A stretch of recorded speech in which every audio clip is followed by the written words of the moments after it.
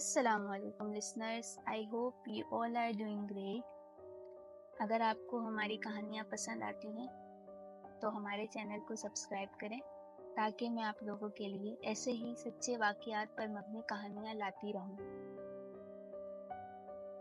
آج جو سچا واقعہ میں آپ لوگوں کو سنانے جا رہی ہوں وہ میرے انکل کے ساتھ تقریباً 3 سال پہلے پیش آیا تھا۔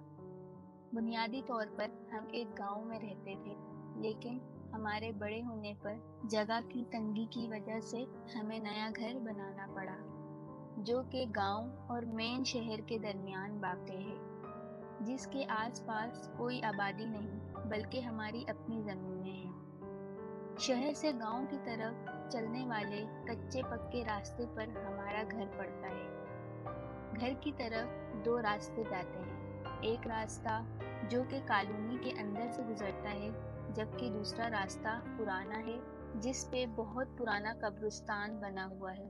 یہ قبرستان سطح زمین سے تھوڑا اونچا ہے۔ ایک رات کی بات ہے کہ میرے انکل میری نانی کی عیادت کرنے اسپتال گئے ہوئے تھے۔ رات کو واپس آتے ہوئے انہیں خاصی دیر ہو گئی، تو کالونی والوں نے انہیں نئے راستے سے گزرنے نہ دیا، تو مجبوراً انہیں قبرستان والے راستے سے گھر کی طرف آنا پڑا۔ اس راستے سے آنے کے لیے موٹر وے سے سیدھے آگے کی طرف بڑھنا ہوتا تھا۔ کچی سڑک کے دائیں طرف قبرستان جبکہ بائیں طرف باغات تھے۔ قبرستان کے اختتام پر چھوٹے سے گندے نالے کا ایک پل پڑتا تھا۔ رات کے 1 بجے جب انکل گھر آئے تو وہ بری طرح ہانپ رہے تھے۔ گاڑی سے نکلتے ہی وہ جلدی سے واش روم گئے اور نہانا شروع کر دیا۔ تھوڑی دیر بعد جب وہ فریش ہو کر آئے تو ہم نے ان سے پوچھا کہ کیا بات ہے، آپ اتنے خوفزدہ کیوں ہیں؟ تو انہوں نے بتایا، آج میں قبرستان والے راستے سے آیا ہوں اور میرے ساتھ بہت ہی عجیب و غریب واقعات پیش آئے ہیں۔ انہوں نے بتایا کہ میں ابھی موٹر وے انٹرچینج سے کالونی کی طرف بڑھا ہی تھا کہ کالونی کے گارڈ نے مجھے اندر آنے سے منع کر دیا۔ اس وجہ سے میں نے گاڑی قبرستان والے کچے راستے کی طرف موڑ دی۔ دل میں خوف تو تھا، لیکن میں گاڑی میں خود کو محفوظ تصور کر رہا تھا۔ ابھی میں قبرستان کے قریب پہنچا ہی تھا کہ مجھے ایسا محسوس ہوا کہ کوئی میرا نام لے کر پکار رہا ہے۔ میں نے فوراً گاڑی کو بریک لگائی اور دیکھنے لگا کہ آخر اتنی رات کو ایسے سنسان راستے پر میرا کون سا جاننے والا ہے جو مجھے پکار رہا ہے۔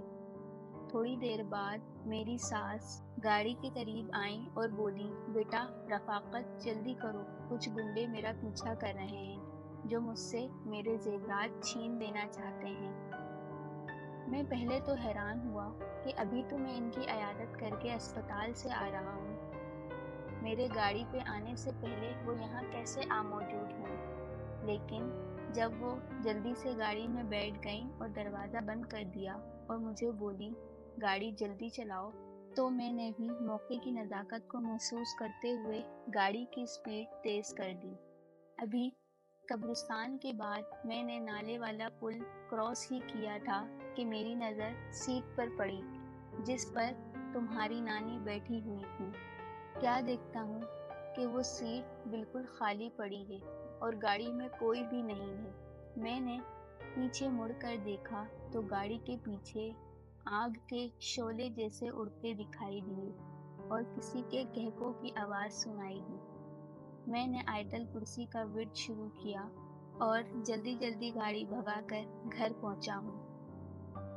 اپنے انکل کے منہ سے یہ سب واقعہ سن کر ہم پوری طرح خوفزدہ ہو گئے اور آئندہ سے کبھی بھی قبرستان والے اس راستے کو استعمال کرنے سے توبہ کر لی۔ کیونکہ وہ راستہ کافی شارٹ تھا، اس لیے ہم اسے ہی استعمال کیا کرتے تھے، لیکن اس دن کے بعد ہم نے کبھی بھی اس راستے سے آنے کا رسک نہیں لیا۔ آپ لوگوں کو اگر یہ کہانی پسند آئی ہے تو کمنٹ میں ضرور بتائیں۔ بہت جلد پھر سے ایسی ہی سچی کہانی کے ساتھ حاضر ہوں گی۔ تب تک کے لیے اللہ حافظ۔